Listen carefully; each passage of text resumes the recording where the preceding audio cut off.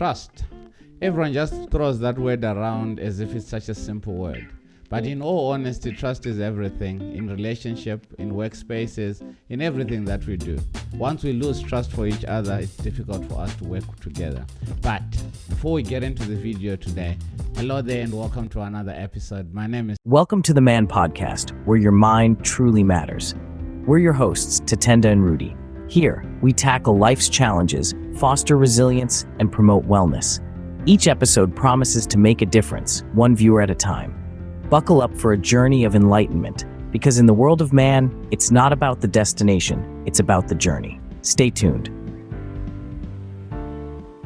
Tatenda, back with another one, an episode that is there to inspire you, to motivate you, and make sure that you're the best possible version of yourself mentally. I am the host of the show. My co-hosts are not around today, but my wife is there in my background, behind the camera, and rooting for me and rooting for you. Anyway, if you're new to the channel, please consider liking, sharing, and subscribing.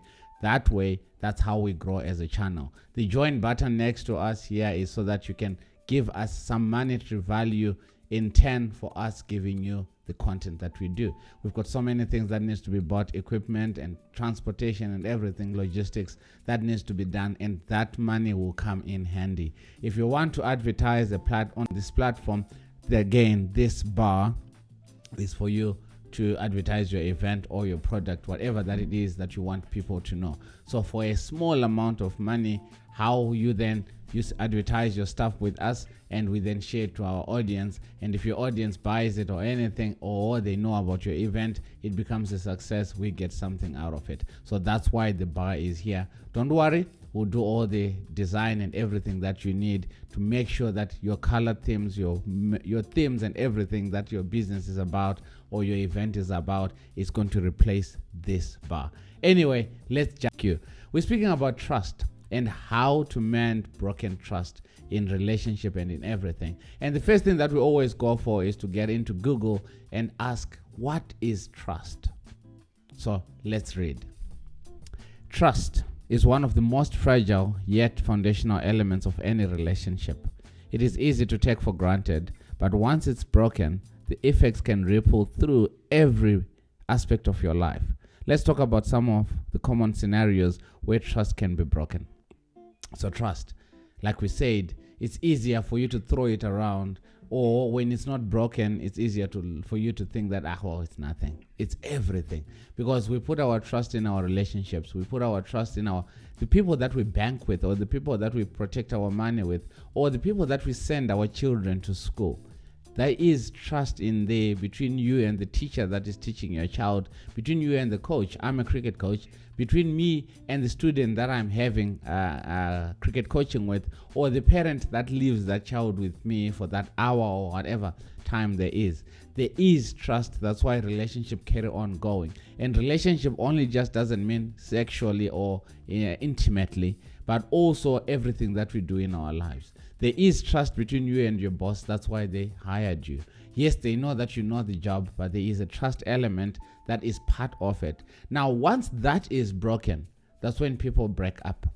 When people say, or when your boss says, I think our working relationship is done because you betrayed the company, or you say your working relationship is done because your boss betrayed your trust. So trust is really vital and does not only amount to sexual relationships that we always have with the people next to us or the people of the opposite sex thereof. So let's get into scenarios where we can say trust was broken and now we don't know what to do. Because that's why we are here tonight to speak about, yes, maybe I may be the one that broke that trust and I'm trying to go back and ask for forgiveness, or I'm the one that was wronged and they are coming and they want to try to ask for forgiveness, even if they are not. But once there is a breakage in trust, then what? Let's look into relationships. I think that's the first thing that everyone just jumps into, a relationship between two people. One ends up cheating on the other. Because when we say we are getting married, or when we say we're getting into a relationship, we are saying that exclusively we are with that person for time tells. So if you're boyfriend and girlfriend, until the day that you say, you know what, I think this is not getting into marriage, let's call it quits, you break up. That's when the trust can now sort of be null and void, because no one owes anyone any favors at that point in time. Now, for married couples, when another couple or another partner goes outside and then sleeps with another person, or sleeps with another woman, or sleeps with another man, or gets into an extramarital relationship, that trust is going to be broken, because now there is infidelity. There is infidelity because you said, for richer, for worse, or till death do us apart, we will not be with any other person apart from you. So when that does not happen, now you're saying trust is broken. Then what? Married couples also struggle with infidelity. I think fidelity is one of the top ranking things that impact marriages. Because once trust is broken, the next thing is, I can't trust you anymore, so I cannot give you my heart, because you broke it, you shredded it into pieces. So they end up divorcing. Now, we don't go into marriages to divorce. That's a non-fact. I don't think there's anyone that is divorced right now that can go and say, I went in and I knew that in 10 years time I wanted to get out. Things happen in the course of the marriage, or in the course of time, but no one gets in to get out. So when you find yourself in that predicament, it is so important to ask for forgiveness. The one that is wronged needs to sit down and look in themselves. What did I do? And if that person had done that to me, how would I feel? There's so much importance in putting yourself in the shoes of the person that has hurt you, and also in the shoes of the person that you have hurt. Now, the moment that happens, what it then says is, if it were me that this has happened to, I wouldn't be okay with myself. Therefore, I need to go and say sorry. And at the same time, if you are the person that has been wronged, you need to put them in your shoes and go, okay, so if I were the one and tables were turned, would I not want to forgive them? And forgiveness just doesn't want to be thrown out just like that. And the Bible speaks about forgiveness, which is vital, because forgiveness is good for your mental health. Forgiveness is good for you. So when the person comes and asks for forgiveness, be in a position that you've got so much peace that you've already forgiven yourself for the part that you played in that which they did to you. And sometimes, yes, you are a total stranger, victim to the whole scenario. Also forgive yourself for the anger and every heartache that they've caused you, because when people are hurt, they do things out of character. So you need to forgive yourself for the part that you also played in the whole scenario, because when they hurt you, you retaliated in a certain way or to a certain degree. So forgive yourself.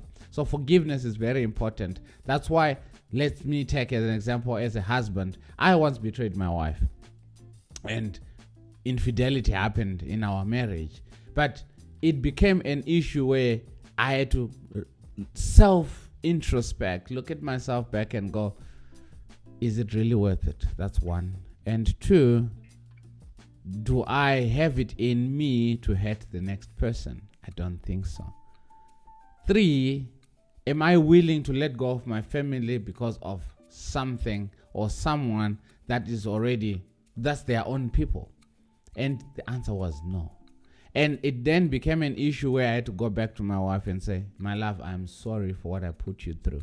I'm sorry for the betrayal. I'm sorry for the hurt. I'm sorry that I broke your heart. Now, the onus was on my wife to then say, yeah, I choose to trust you again or not.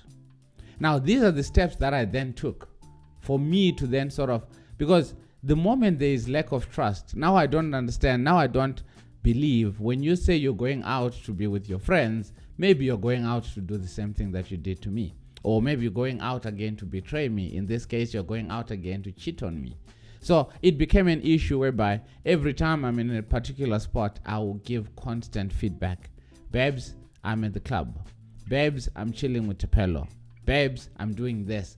To an extent where I could even send a location and say, here's my location, this is where I am, or here's a live location, or track my phone where I am at whatever juncture. That was me trying to prove that I can be trusted again.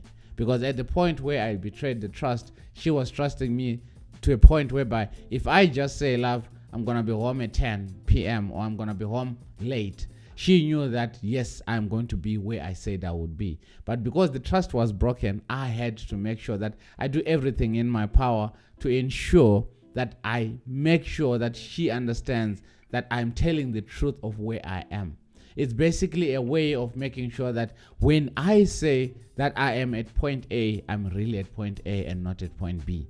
And when I then move to point B, I'm going to say I've moved from A, I've gone to B, I've gone to C, I've gone to D, all those locations. And that to me was a sign, according to my wife, that this guy is remorseful. There's so much importance in being remorseful. Be remorseful for that which you've done. So if it's a disciplinary hearing at work and they say this is the mistake that you did with that email, with that receipt, or with that product and whatever, be remorseful. Now, when you sit down in a disciplinary hearing and someone says, please state your case, and you're like, I don't care. Whatever you guys think I did, it's fine. I did it. Anyway, there is a case of not being remorseful.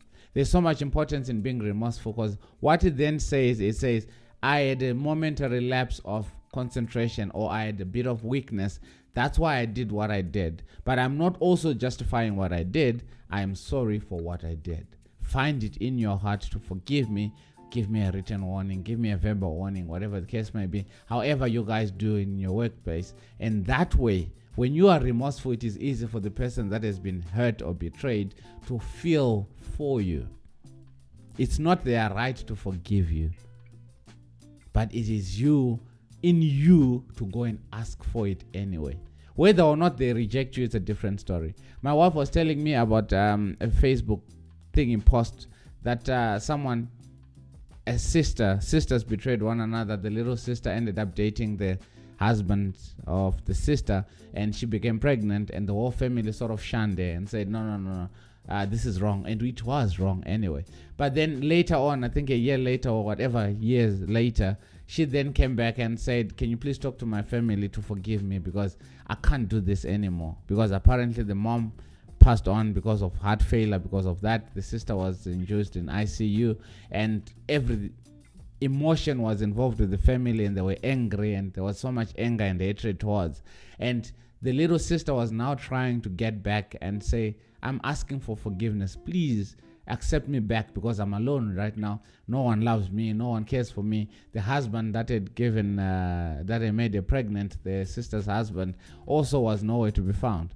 Only for the family to say, you know what, don't come now. We are still too angry. So what I'm trying to get at is, when you go back to ask for forgiveness, also bear in mind that they've got a right to say they're still angry, or they're still hurt, or they're still feeling somehow they don't want to talk to you. And if that's the case, you have to go back to your drawing board and keep on praying. Ask God to please speak to their hearts, or better yet, pray to them or pray for them beforehand. Lord, I'm planning to go back and ask for forgiveness. Please soften their hearts so that they can accept me. Forgive me, Lord. Yes, you and your God make sure that things are so good, so much so that God will do the work to be the go-between. Because when you just jump into, just because Tatenda said I must go and ask for forgiveness, and you just rush in and ask for forgiveness, it doesn't necessarily mean that they're going to take that. And if they don't, sometimes it's going to hurt, because you're like, but I went and asked for forgiveness. Why are they not accepting it? They have a right to still remain angry because you hurt them. So understand that when you go back to ask for forgiveness. In the corporate world, it will be different, obviously, because the company can choose to say, okay, they're going to let you go, because that kind of offense, they can't let go. It's part of their books. It's part of their rules and regulations to say, if you do such an act, you're supposed to be fired. If that happens, I'm sorry. Maybe next time you're going to learn to treat things differently, or that's a part of an experience. In a relationship, it's going to be easier. Maybe you can go to someone or an elder to sort of be the go-between. And if that person says, wait here, I'll go and speak to them, you wait there and just wait for feedback. If the feedback is positive, great, we thank God for it. If it's negative, you're going to have to wait, go back to the drawing board, then you come back at a later stage. Anyway, if you're still enjoying this video, please let me know in the comment section. Give me a thumbs up, or let me know of a scenario when someone hurt you, or someone sort of where you felt betrayed, or someone betrayed your trust. How did you deal with it, and you still have a relationship with that person? Yeah. Lies and deception. When you speak about lies and deception, there are people in this life where everything that they do has to have some sort of deception.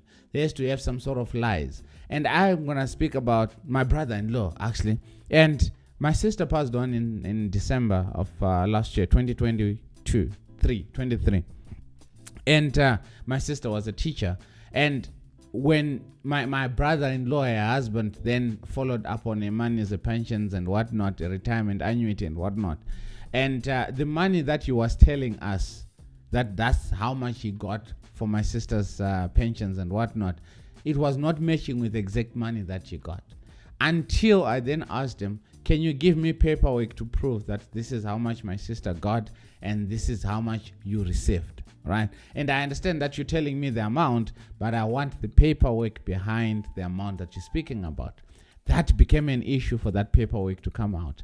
Until it then came out as a bank statement, and the amount that was deposited or transferred into the account was not matching with that which he had said. Only then that's when you're like, no man, but why are you lying? Why are you deceiving us into thinking that this is how much my sister got, as if I wanted a piece of that? My sister had children, so I had no intention whatsoever to say, this is my sister's money, so I want it. She has 3 children, so their children need to benefit from their mother's hard work. That's where I was coming from. So where I'm trying to get at is, it's easy to destroy a relationship, because that relationship between my brother-in-law is always going to be shaky, because one, he lied and he deceived us about the amounts of money that my sister got, and 2, he never even had the decency to say, I'm sorry for lying. You understand? So when you lie and you deceive, at least when you get caught on that lie, please go back and say sorry. Because it is so disrespectful to the people that are around you, to the people that you are lying to. Because my wife always says that when someone is lying to you, they are saying that you're stupid enough to know the truth, or to differentiate the truth from the lie. That's exactly what the person is saying. So when you get into relationships and when the trust is broken, less lying and more upfront and honest feedback is going to be so important. Babes, I did what I did because of 1, 2, and 3, even though it may hurt the other person. That, I went to steal because you did not give me a bread to eat. I was hungry. It's easy for that person to go like, so you went and made a mistake because I did not give you food. So in other words, you're saying I am the wrong one. No. Honest and upfront feedback is so important. Less lies and less deception. So don't deceive to get away with it. Don't lie to get away with or to justify your mistakes or your wrongdoing. Just be upfront and honest. This is what I did because I was thinking of this. I'm sorry nonetheless. It's not justification. It's being honest about your situation. Yeah, you get it, right?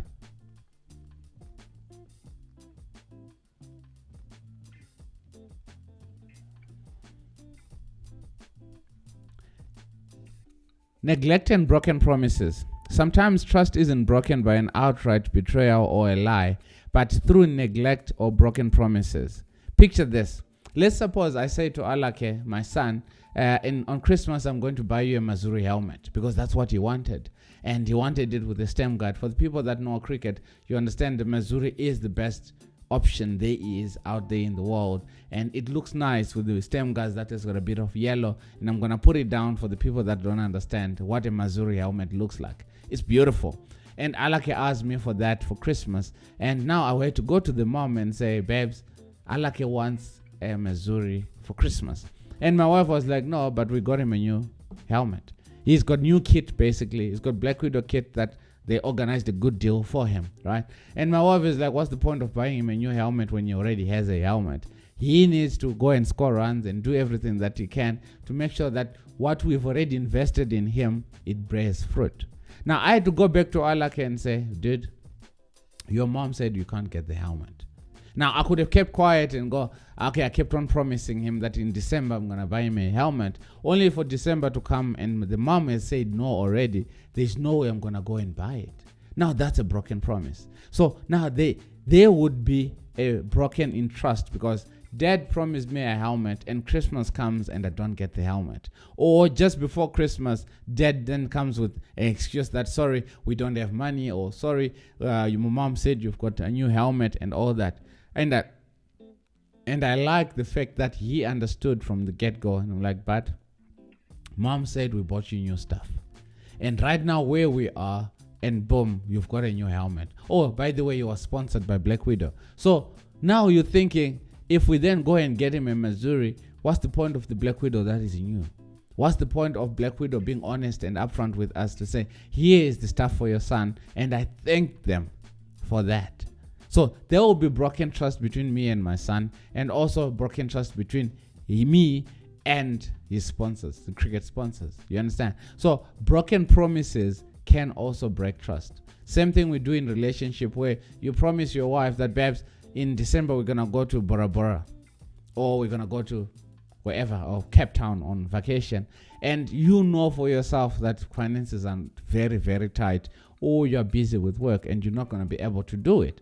Now your wife comes in and it's December and we're not going anywhere. There is a broken promise there, and there's going to be broken trust. So when we speak about trust, it's also the stuff that we lied about, or the stuff that we're not upfront about. Not only the cheating and the disciplinary hearings at work and all that, also in our day-to-day relationships with our children or with our co-workers. If we promise something, try as much to own up to it, or don't promise at all. Sorry, my friend, I don't have money to buy you that. I won't be able to buy you what you've asked me to buy you. I'd rather have a friend that tells me that honestly than a friend that's just gonna say, yes, I'll do it, but only not to do it. I fall for that trap as well, whereby I can't say no. But then in hindsight, I'm thinking, why am I lying? I can't be lying and say, yes, I'll do it. I'll be there. Or my wife always says to me whenever I meet someone and say, let's have coffee. They're like, babes, you're lying, because you know you don't have time, or you don't even want to have coffee with them. And you don't even like coffee for that matter anyway. So, promises and lies.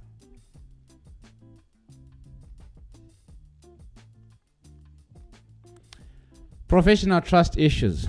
Now let's take a look at professional settings. Trust is just as vital in workspaces, and it is personal. It is in personal relationships. Here, it can be broken in ways like dishonesty, like performance, stealing credit for someone else's work, or even unethical behavior. My wife always used to tell me about this with the bank, where if, let's suppose you were wearing your bank's t-shirt uniform, then you go and you steal from a shop. That's unethical from a standpoint that you are representing your company, you are representing your brand. So you cannot go and fight people, you cannot go and cause road rage, you cannot go and commit a crime wearing that, and then you say, no, but what I did was on a weekend, it was a Sunday and I was far from work. You are still part of your professional body on your setup, even though you are not at work, even though it's after 4:30 or after 5 o'clock, whatever time that you knock off, or your 8 hours. So you're always representing your organization and your body regardless. So professional trust cannot be broken. If, again, when you went for an interview, you said you can work under pressure. Now there is pressure and you don't want to do it. That's, again, is breaking professional trust between you and your manager, or between you and whoever that you report to. If you say that you're going to finish 10 reports a day, finish 10 reports a day. You can't finish 10 reports a day for the first year. Then the second year, you're now doing 5, you're now doing 4, because you're now lazy and you feel like, no, you've made it in life, or you're now complaining about the money that you're getting. Yet the time that you were in an interview, you were so grateful to have that job. So carry it through. If your performances are slacking, all companies actually, they have ways to ensure that whatever that you do, you still maintain that standard of performance. They give you the tools, they give you the training. Take that training as much as you can, so that you own up to your promise that you did on the day of the interview. Societal and common community trust. And finally, let's zoom out even further to the societal level. Broken trust can occur within communities or organizations, like when leaders act in ways that betrays the people they serve. Think of instances where corruption, abuse of power, or even mishandling of public funds. This type of trust, again, it happens in politics, where when someone was coming to you and campaigning, they said they're going to change things. They said they're going to provide jobs. They said they're going to, the education fund is going to be in such a way that everyone doesn't pay for their school fees. But the day that they come in office, now you don't see them anymore. You don't talk to them. They don't give you service delivery. It is happening a lot in politics, where only after 4 years do they then come back and say, oh, we want to build you roads, we want to build you schools, we want to do this, we want to do that. But then the trust is already gone. The reason why the people voted for you is because they heard. People trust because of what they hear and what they see. Now, when they are saying stuff that's not happening based on your word, that's broken of trust, so they won't vote for you. So politicians, learn. I'm not a politician. Learn to keep your word. If you say that you're going to fix the road, just fix the road. If you say that you're going to provide jobs, then do everything in your power to provide the jobs. It may not be a job that is below the minimum wage, whatever, but it is a job nonetheless. The people want that. Communities want that.